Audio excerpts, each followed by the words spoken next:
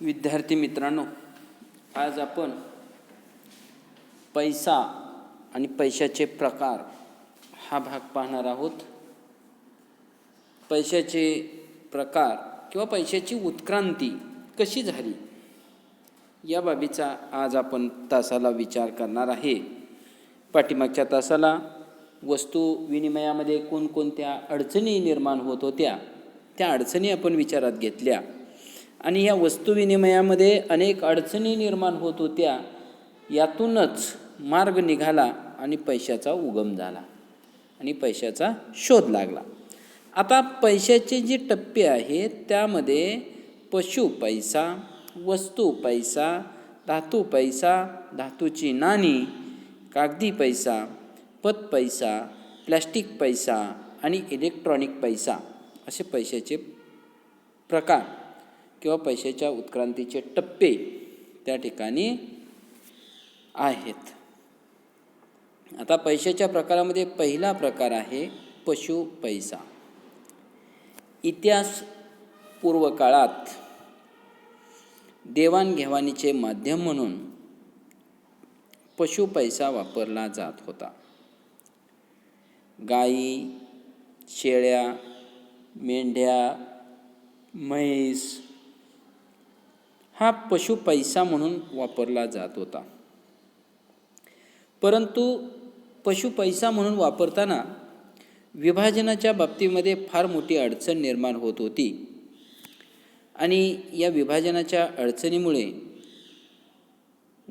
पशु पैसा मागं राहिला आणि वस्तू पैसा अस्तित्वात आला. आता दुसरा प्रकार आहे तो म्हणजे वस्तू पैसा. अगदी प्रारंभीच्या अवस्थेमध्ये सर्वांना उपयोगी असणाऱ्या वस्तूंचा विनिमयाचे माध्यम म्हणून ज्या वस्तूचा वापर झाला त्यांना वस्तू पैसा असे म्हणतात. शंख शिंपले, प्राण्यांची कातडी, गायी, बैल, पिसे, लोकर, उपयुक्त पशु व पक्षी इत्यादी जी वस्तू सर्वानुमते पैसा म्हणून स्वीकारली ती अनेक घटकावर अवलंबून होती. म्हणजे वस्तू पैसा हा ज्यावेळेस आपण वापरला जाऊ लागला त्यावेळेस स्थल, काल, सांस्कृतिक आणि आर्थिक विकास इत्यादी बाबी विचारात घेऊन वस्तू पैसा वापरला जाऊ लागला.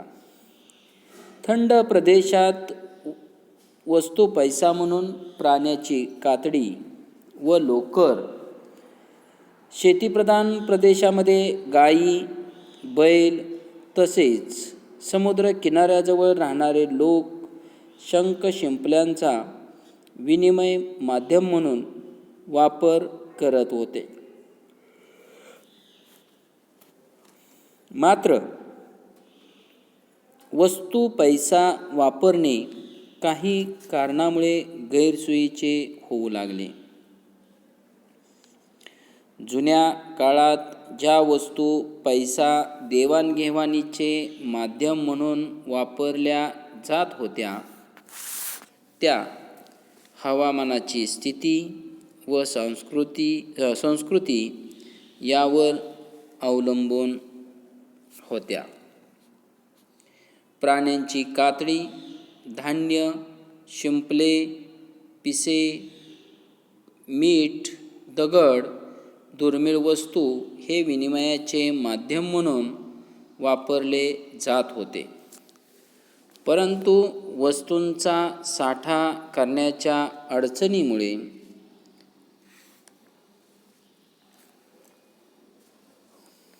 टिकाऊपणाच्या अभावामुळे, विभाजनाच्या अडचणीमुळे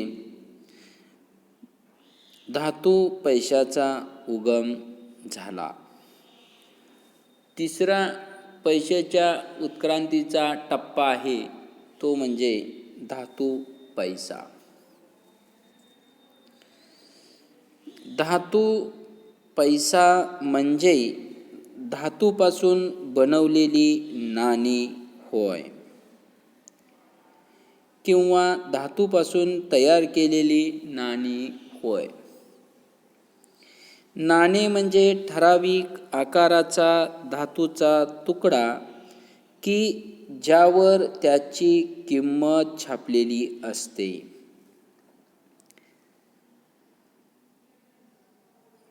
धातू पैसा तयार करताना सोने, चांदी, तांबे, ॲल्युमिनियम, निकेल इत्यादी धातूंचा वापर केला जात होता. परंतु मौल्यवान वस्तू किंवा धातू व धातूंच्या तुकड्यातील समानतेच्या अभावामुळे धातूच्या नाण्याचा शोध लागला. धातूची नाणी. धातूची नाणी म्हणजे धातूपासून तयार केलेली नाणी होय. नाणे म्हणजे ठराविक आकाराचा धातूचा तुकडा की ज्यावर त्याची किंमत छापलेली असते. धातुरूप पैशामध्ये वेगवेगळ्या धातूंचा उपयोग नाणी तयार करण्यासाठी केला जातो. सोने, चांदी, लोखंड, तांबे, कथील, जस्त, ॲल्युमिनियम इत्यादी धातूपासून धातूची नाणी बनवली जातात.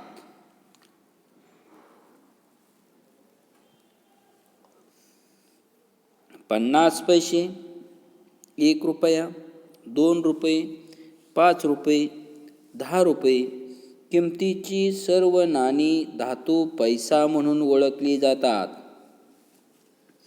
सुरुवातीला धातूच्या नाण्यांची निर्मिती ही खाजगी बँक आणि व्यावसायिक करत असत. मात्र काही काळानंतर नाणे निर्मिती पद्धत शासनाने स्वतःकडे घेतली. त्यामुळे नाण्यामध्ये एकजिनसीपणा आणणे व त्यांना कायदेशीर दर्जा देणे शक्य झाले. पूर्वीच्या काळात विविध राज्यांचे राजे त्यांची मुद्रा असलेली नाणी बनवली जात होती. काळ परत्वे शासकीय धोरणानुसार मौद्रिक नाण्यामध्ये एक वाक्यता व कायदेशीर स्थिरता आणण्याच्या उद्देशाने प्रणाली निश्चित केली गेली. नाण्यांचे वर्गीकरण पुढील 2 प्रकारे केले जाते. म्हणजेच धातूच्या पैशाचे पुढील 2 प्रकार पडतात. त्यामध्ये सांगितलेला आहे प्रमाणित किंवा प्रधान नाणी. प्रमाण नाणे देशाचे प्रमुख नाणे असते. प्रमाणित नाण्यालाच पूर्ण वजनाची नाणी असेही म्हणतात. ज्या नाण्याचे अंतर्गत मूल्य व दर्शनी मूल्य दोन्ही सारखी असतात त्या नाण्यांना प्रमाण नाणी असे म्हणतात. प्रमाण नाण्याला प्रधान नाणी, पूर्ण वजनाची नाणी असेही संबोधले जाते. प्रमाण नाणी वितळविलेली आणि तयार होणाऱ्या धातूची विक्री केली तर त्या नाण्याच्या छापील किमती एवढीच रक्कम मिळते. ही नाणी पूर्वी सोने, चांदी यासारख्या प्रमाणित धातूंची बनवलेली होती. भारतात पूर्वी राणीछाप चांदीचा रुपया प्रचलित होता. तो शुद्ध चांदीचा बनवलेला होता. सध्या प्रमाण नाणी ही अस्तित्वात नाहीत.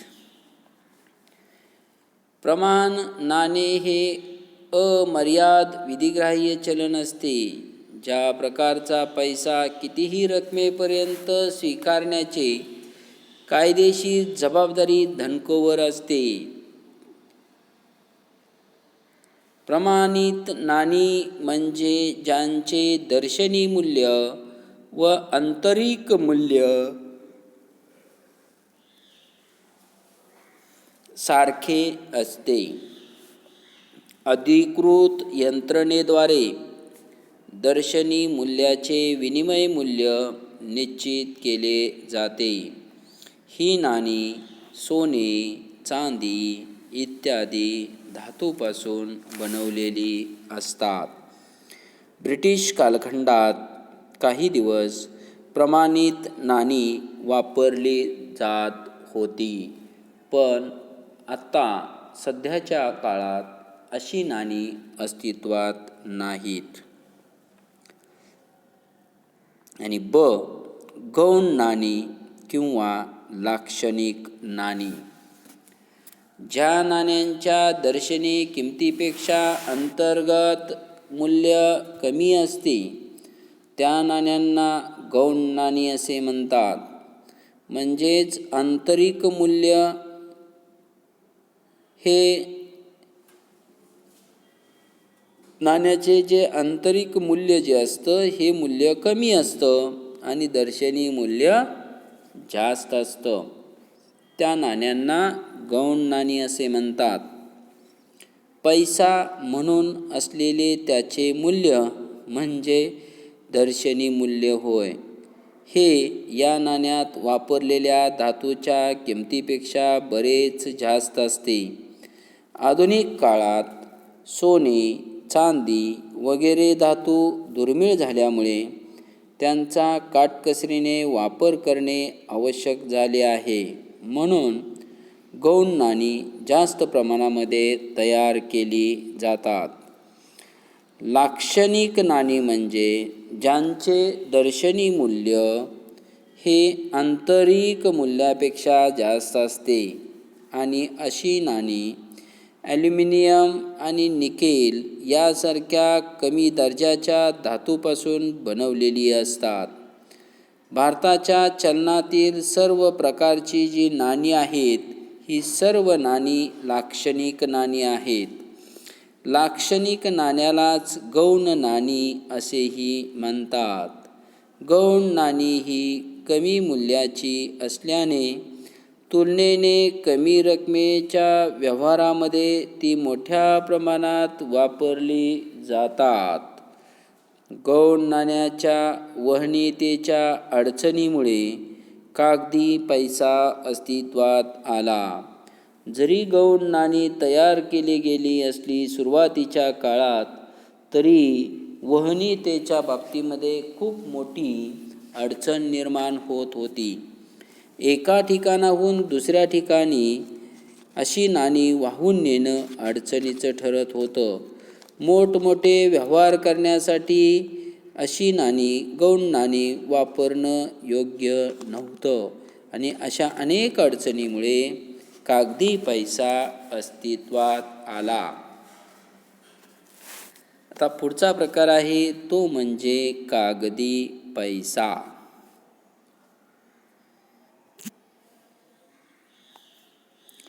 कागदी चलन हा धातू पैशाला पर्यायी पैसा होता. कागदी पैशाला कागदी चलन असेही म्हणतात. कागदी चलन म्हणजे कागदाच्या रूपात असणारे चलन होय.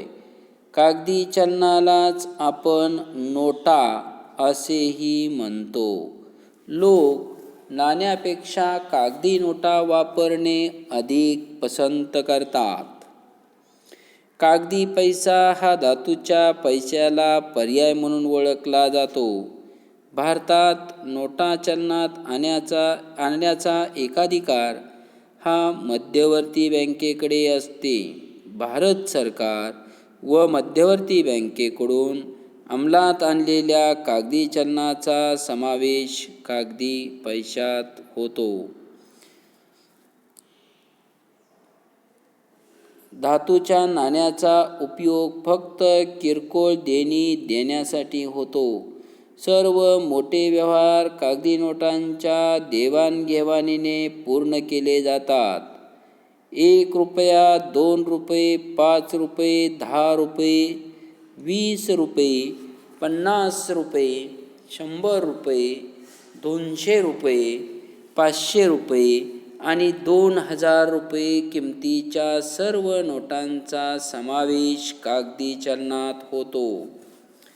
1 रुपयाच्या नोटा भारत सरकारकडून छापल्या जातात.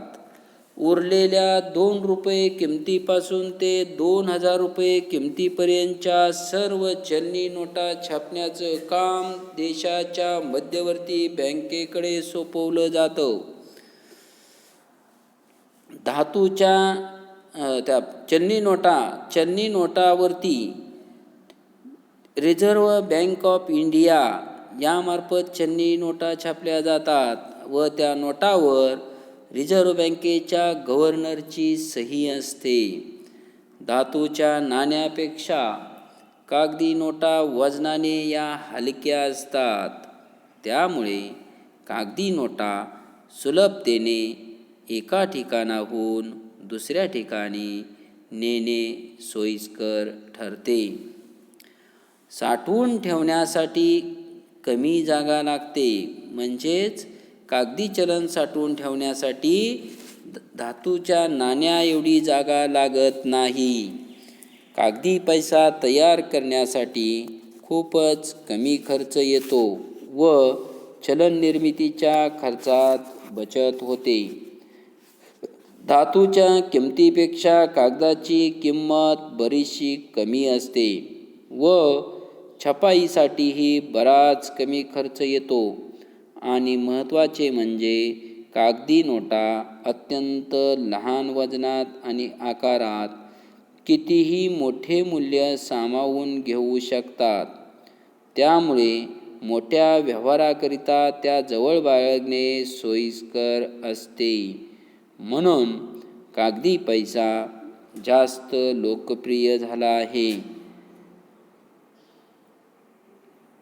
कागदी पैसा हाताळण्यातील गैरसोय व पैसा साठवण्यातील जोखीम या कारणामुळे बँक निर्मित पैसा अस्तित्वात आला.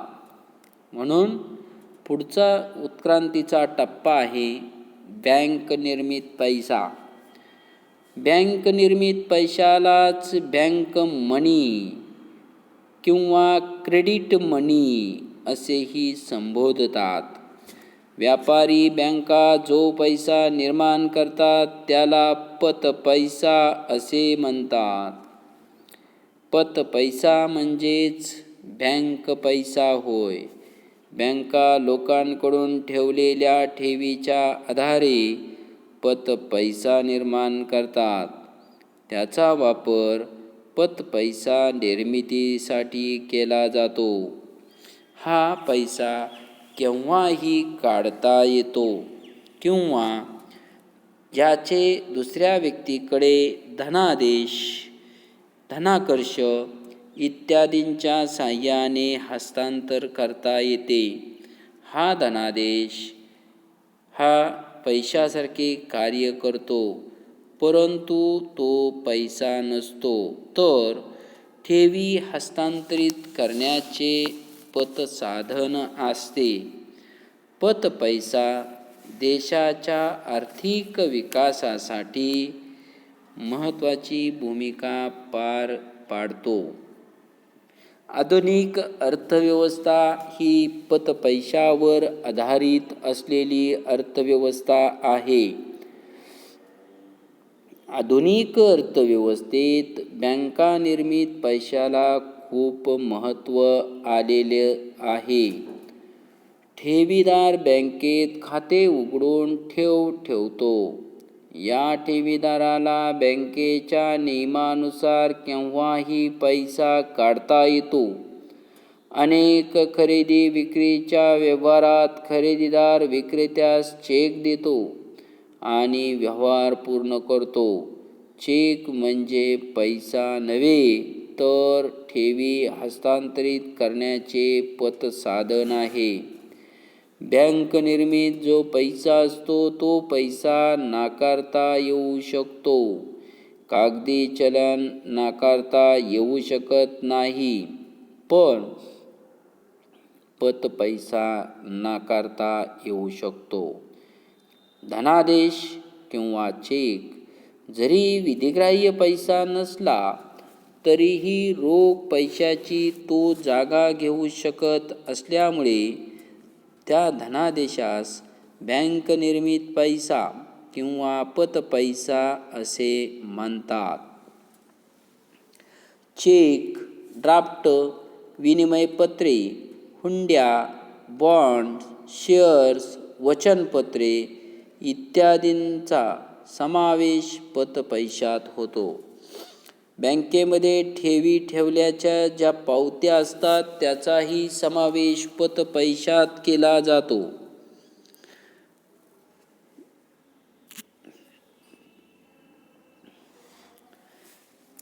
आजच्या जागतिकीकरणाच्या काळात पैसा विरहित देवाणघेवाण अधिक महत्त्वाची असल्याने प्लॅस्टिक पैसा अस्तित्वात आला आहे. त्यानंतर पुढचा टप्पा किंवा प्रकार आहे प्लॅस्टिक पैसा.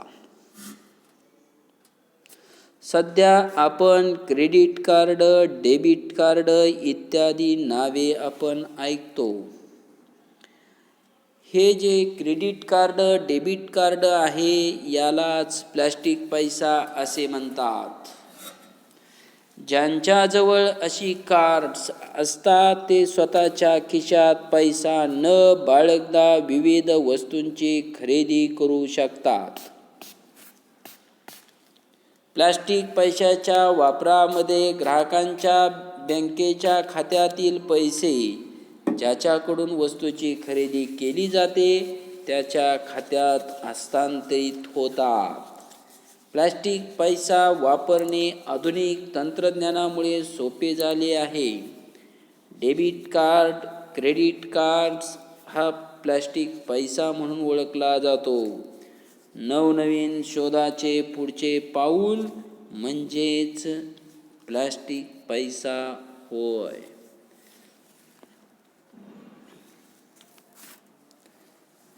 डेबिट कार्ड, क्रेडिट कार्डचा वापर एक माध्यम म्हणून केला जातो. प्लॅस्टिक कार्डाचे हस्तांतरण होत नाही, तर खातेदाराच्या बँकेतील खात्यामधून शिल्लक पैसे हस्तांतरित होतात. क्रेडिट कार्डाचा उपयोग करून आपण ATM यंत्रातून केव्हाही पैसे काढू शकतो. आधुनिक जगात या प्लॅस्टिक पैशाचा मोठ्या प्रमाणात वापर केला जातो. याचे कारण म्हणजे या पैशामुळे रोख पैसा जवळ बाळगण्याचा धोका टळतो.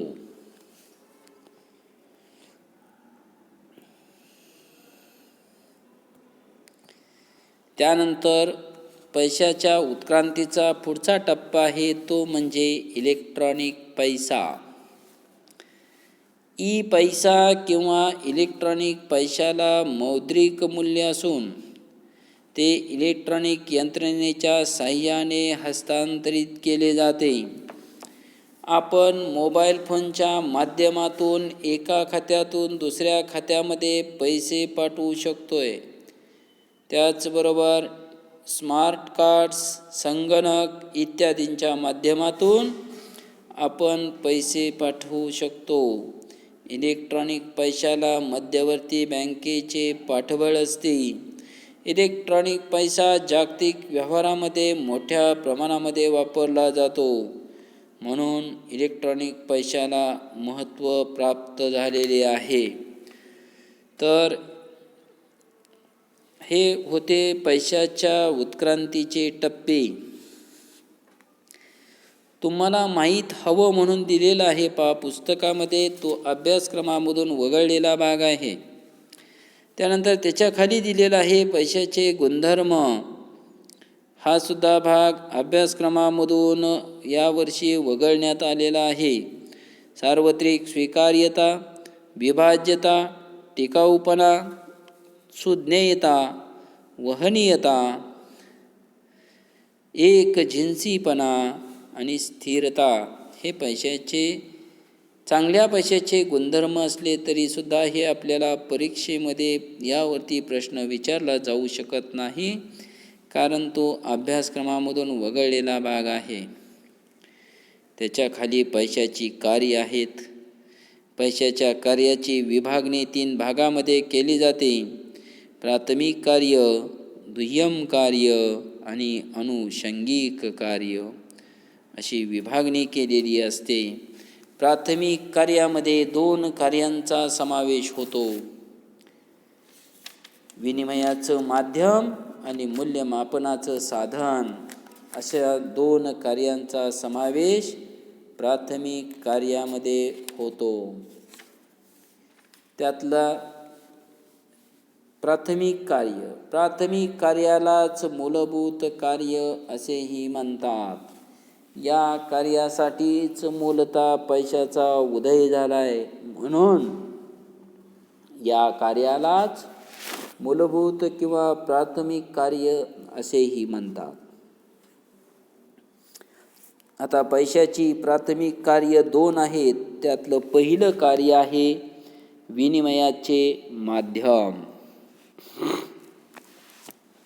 विनिमयाचे माध्यम म्हणून कार्य करणे हे पैशाचे मूलभूत कार्य आहे. पैशामध्ये सर्वसामान्य स्वीकार्यता हा गुण असल्यामुळे वस्तू विनिमयातील दुहेरी संयोगाची अडचण दूर झाली. ज्या व्यक्तीला आपल्या जवळील गाय विकायची आहे आणि घोडा घ्यावयाचा आहे, त्या व्यक्तीला घोडा देऊन गाय विकत घेण्याची तयारी असलेल्या माणसाचा शोध करण्याची गरज पैशामुळे उरत नाही. गाय विकून पैसे घेता येतील आणि ते पैसे देऊन घोडा विकत घेता येईल. या व्यवहारात पैसा हे विनिमयाचे माध्यम बनले आहे. विनिमयाचे माध्यम म्हणून पैशाचा वापर होऊ लागताच विनिमयाचे 2 भाग झाले. वस्तूचे पैशात रूपांतर करणे याला विक्री असे नाव प्राप्त झाले आणि त्या पैशाचे पुन्हा वस्तू आणि सेवा यांच्यामध्ये रूपांतर करणे याला खरेदी असे नाव प्राप्त झाले. पैशामुळे विनिमय सुकर झाल्याने खरेदीदार व विक्रेते यांना वेळ व शक्तीत बचत करता येते. पैशाचे सर्वात महत्त्वाचे कार्य म्हणजे विनिमयाचे माध्यम होय. पैशाच्या आधारे वस्तूची खरेदी विक्री केली जाते. पैशामुळे विनिमय सुकर झाल्याने खरेदीदार व विक्रेते यांच्यामध्ये वेळ व शक्तीत बचत करता येते. काम कितीही लहान असले तरी त्याचे पैशात रूपांतर करता येत असल्याने सूक्ष्म श्रम विभागणी तसेच विशेषीकरण करता येते. त्यामुळे अधिक वस्तूंचे उत्पादन करणे शक्य झाले आहे. वस्तू आणि सेवा यांच्या रूपात कर गोळा करण्यापेक्षा पैशाच्या रूपात कर गोळा करणे सोपे व सोयीचे असल्याने कर वसुली वाढवून समाजाच्या हिताची अनेकविध कामे करणे सरकारला शक्य झाले. पैशाच्या साहाय्याने बाजारात विक्रीसाठी आणलेली कोणतीही वस्तू विकत घेता येते. म्हणूनच अर्थशास्त्रात पैशाला सामान्य खरेदी क्षमता असेही संबोधले जाते. आणि दुसरं कार्य आहे मूल्यमापनाचे साधन किंवा हिशेबाचे परिमाण. सर्व वस्तू व सेवा यांचे मूल्य मोजण्यासाठी एक सामायिक मापदंड म्हणजे मोजपट्टी असणे आवश्यक आहे. आणि अशी जी मोजपट्टी पुरवण्याचे काम आहे ते काम पैसा करतो. सर्व वस्तूंच्या किमती पैशात मोजता येतात. हे पैशाचे महत्त्वाचे वैशिष्ट्य आहे. टाचणीपासून हिऱ्यापर्यंत आणि मिठापासून मोटारीपर्यंत सर्व वस्तूंची किंमत पैशात मोजली जाते. शिक्षकाचे श्रम, वकिलाचे श्रम किंवा डॉक्टरांची सेवा यांचीही किंमत पैशातच केली जाते. यामुळे कोणत्याही वस्तूची किंवा सेवेची किंमत लक्षात ठेवणे सोपे जाते. कोणत्याही वस्तूची मूल्याच्या दृष्टीने दुसऱ्या वस्तूशी तुलना करणे सहज शक्य होते. पैशाचे लहान लहान विभाग करता येत असल्यामुळे विनिमयातील मूल्य निश्चिती आणि विभाज्यतेची अडचण दूर झाली. पैसा मूल्यमापनाचे कार्य करीत असल्याने सर्व व्यवहार सुरळीतपणे पार पाडले जातात. मूल्यमापनाचे साधन म्हणून कार्य करताना पैशाच्या बाबतीत एक अडचण भासते, ती म्हणजे पैशाचे स्वतःचे मूल्य स्थिर नसते. लांबी उंची आपण मीटरमध्ये मोजतो. मीटर हा मापदंड स्थिर आहे. त्यात निरनिराळ्या काळी व ठिकाणी बदल होत नाही.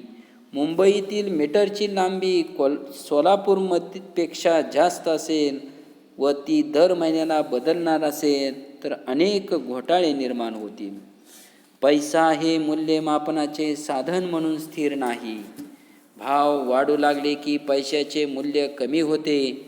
त्याचप्रमाणे भाव कमी होऊ लागले की पैशाचे मूल्य वाढू लागते.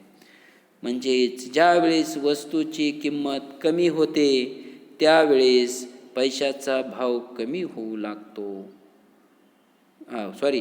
वस्तूची किंमत कमी होते तेव्हा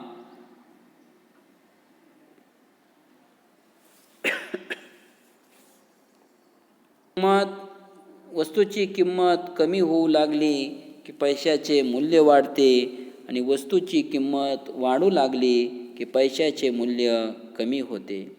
पैशाचे मूल्य पाहिजे तितके स्थिर राहत नाही, ही एक फार मोठी अडचण असते. इतर वस्तूच्या मूल्याशी जर पैशाच्या मूल्याची तुलना केली तर पैशाचे मूल्य बरेच स्थिर आहे हे आपणास मान्य करावे लागते. पैशाचा पुरवठा मागणीच्या प्रमाणात बदलता ठेवून सरकार पैशाचे मूल्य स्थिर ठेवण्याचा प्रयत्न करत असते. पैशाचे मूल्य बरेच स्थिर राहते आणि कोणत्याही वस्तूपेक्षा मूल्यमापनाचे साधन म्हणून पैसा अधिक समाधानकारक व सोयीस्कर वाटतो. त्यानंतर पैशाची दुय्यम कार्य, विलंबित देणी देण्याचे साधन. आता पैसा हे हिशेबाचे परिमाण आहे. भविष्यकाळात जे देण्याघेण्याचे व्यवहार निर्माण होतील ते व्यवहार पूर्ण करण्यासाठी पैसा अत्यंत सोयीचा असतो. उधारीचे व्यवहार हे आधुनिक अर्थव्यवसायातील एक महत्त्वाचे वैशिष्ट्य आहे. जर पैसे नसतील तर भविष्यकाळातील पैसे देण्यासाठी एखादी वस्तू देण्याचे मान्य करावे लागेल. कोणत्या वस्तू द्यायच्या त्यासंबंधी प्रथम मतभेद होतील. अशा वस्तूबद्दल मतैक्य झाले तरीही अडचणी निर्माण होतील. वस्तू विनिमय व्यवस्थेत कर्ज घेणे सोपे होते, पण त्याची परतफेड करणे अवघड होते. धान्य, गुरे या स्वरूपात कर्ज जी देणी भविष्यात द्यावी लागतात त्याला विलंबित देणी असं म्हणतात. पैसा हे देणी देण्याचं साधन आहे. पैशामुळे कर्ज देणे व कर्ज घेणे सोपे जाते. पैशाने ही समस्या सोडवली जाते. त्यानंतर मूल्य संचयाचे साधन. मूल्य संचय हे कार्य आधुनिक अर्थव्यवस्थेत फार महत्त्वाचे आहे. वस्तूचे आजचे मूल्य भविष्यकाळात राखून ठेवणे याला मूल्य संचय असे म्हणतात. याचा अर्थ वर्तमान काळातील संपत्ती व खरेदी शक्ती भविष्यकाळासाठी राखून ठेवणे होय. बहुसंख्य वस्तू कमी अधिक प्रमाणात नाशवंत असतात. त्यामुळे दीर्घकाळापर्यंत मूल्य संचय करण्यासाठी वस्तू साठा करणे सोयीस्कर नसते. जमीन, शहर, सोने, चांदी, मालमत्ता यांचा साठा करून संपत्ती साठवता येईल, परंतु या वस्तूंचे पाहिजे तेव्हा पैशात रूपांतर करणे सुलभ नाही. पैसा खर्च करून कोणतीही वस्तू केव्हाही विकत घेता येते, तसे जिंदगीच्या बाबतीत होत नाही. परंतु पैशात सर्वात अधिक रोखता आहे असं म्हणता येईल. म्हणून जगप्रसिद्ध अर्थशास्त्रज्ञ लॉर्ड केन्स यांनी असं म्हटलेलं आहे, पैसा हा वर्तमान काळ व भविष्यकाळ यांना जोडणारा अत्यंत महत्त्वाचा दुवा आहे आणि यातच पैशाचे महत्त्व सामावले आहे. तिसरं कार्य आहे मूल्य हस्तांतरणाचे साधन.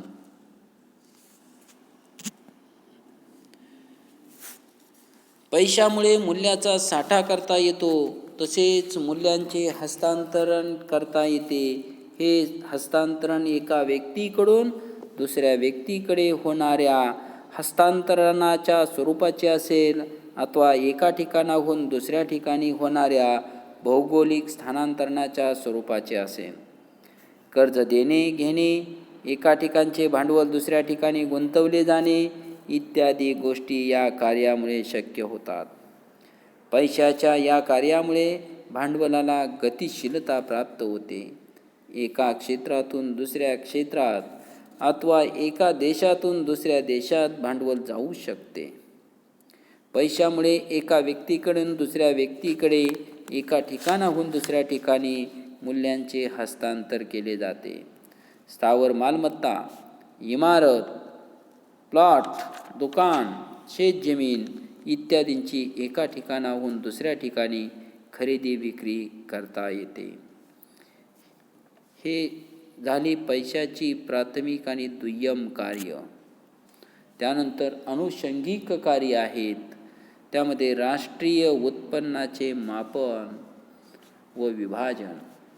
देशामध्ये एका वर्षाच्या काळात जेवढ्या वस्तू व सेवांचे उत्पादन केले जाते त्या सर्व वस्तू व सेवांचे मूल्य पैशात व्यक्त केले जाते. म्हणून राष्ट्रीय उत्पन्नाचे मापन करणे सोपे जाते. विद्यार्थ्यांनो, वस्तूचे उत्पादन हे अनेक घटकांच्या सहकार्याने होत असते. उत्पादनाच्या क्रियेत सहभागी होणाऱ्या घटकांना उत्पादनातील वाटा दिला जातो आणि उत्पादनाच्या घटकांना दिला जाणारा मोबदला जो असतो हा मोबदला अनुक्रमे खंड, वेतन, व्याज आणि नफा या स्वरूपात असतो.